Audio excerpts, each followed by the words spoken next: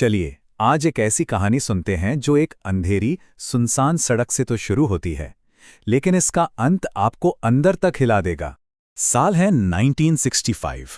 जरा सोचिए, नेपाल के दूर दराज पहाड़ों के बीच घुमावदार रास्तों पर एक बस चली जा रही है और यहीं से हमारी ये कहानी शुरू होती है।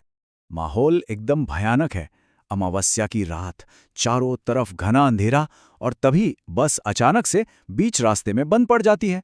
सारे यात्री घबरा जाते हैं क्योंकि वो नल्ले पाट में फंस गए हैं। खैर, जैसे तैसे बस फिर से स्टार्ट होती है और जैसे ही वो थोड़ा आगे बढ़ती है, एक औरत सफ़ेद साड़ी पहने जिसका चेहरा ढका हुआ है, वो चुपके से बस में चढ़ जाती है। कमाल की बात यह है कि ज़्यादातर लोगों को उसके आने का पता भी नहीं चलता। बस कुछ ही दूर चली होगी कि वो फिर से खराब हो जाती है। लेकिन इस बार जो होता है वो और भी अजीब है।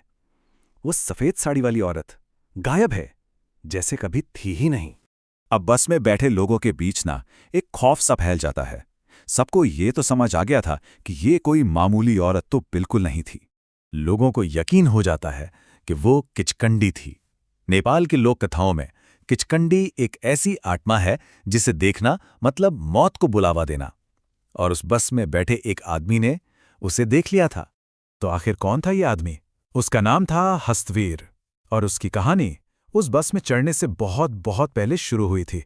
हस्तवीर की जिंदगी को अगर देखें तो 1930 में नेपाल में जन्म हुआ, लेकिन घर की माली हालत ऐसी थी कि सिर्फ 10 साल की उम्र में उसे काम के लिए भारत आना पड़ा।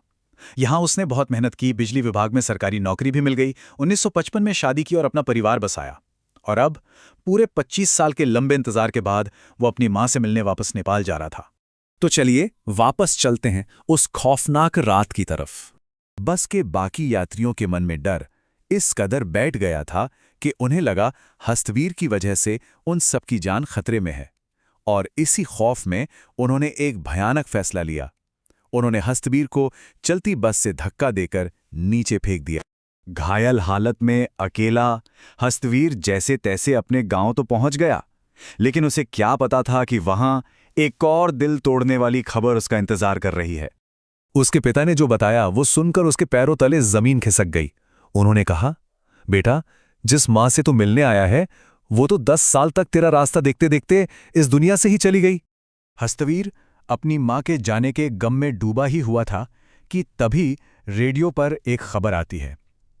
खबर ये थी कि जिस बस से उसे फेंका गया था वो एक गहरी खाई में गिर गई है, और उस बस में सवार कोई भी जिंदा नहीं बचा। ये खबर सब कुछ बदल देती है ना? अब सवाल ये था कि उस औरत का दिखना हस्तवीर के लिए कोई श्राप था या फिर एक आशीर्वाद?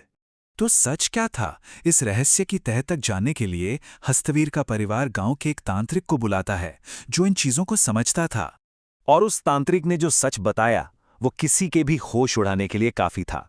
उसने हस्तवीर से कहा, बेटा, वो कोई किचकंडी नहीं थी, वो तुम्हारी अपनी मां थी।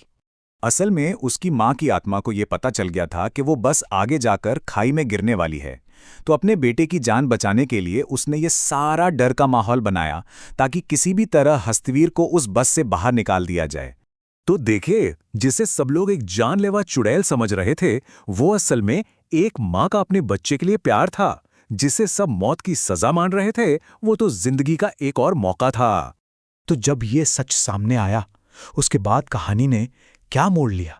तांत्रिक ने हस्तवीर से पूछा कि क्या वो अपनी मां की आत्मा को मुक्ति देना चाहता है, लेकिन हस्तवीर ने रोते हुए मना कर दिया।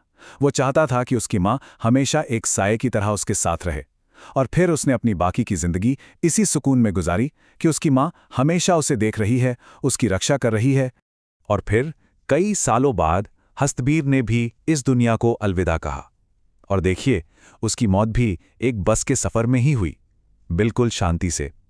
कहते हैं उसके चेहरे पर एक हल्की सी मुस्कान थी, मानो वो किसी पुराने बिछड़े हुए दोस्त से दोबारा मिल रहा हो। ये पूरी कहानी ना एक बहुत गहरा सवाल हमारे मन में छोड़ जाती है कि हम जिन लोगों से प्यार करते हैं, जिनके लिए बहुत कुछ करना चाहते हैं, क्या हम सही वक्त पर वो कर पाते हैं?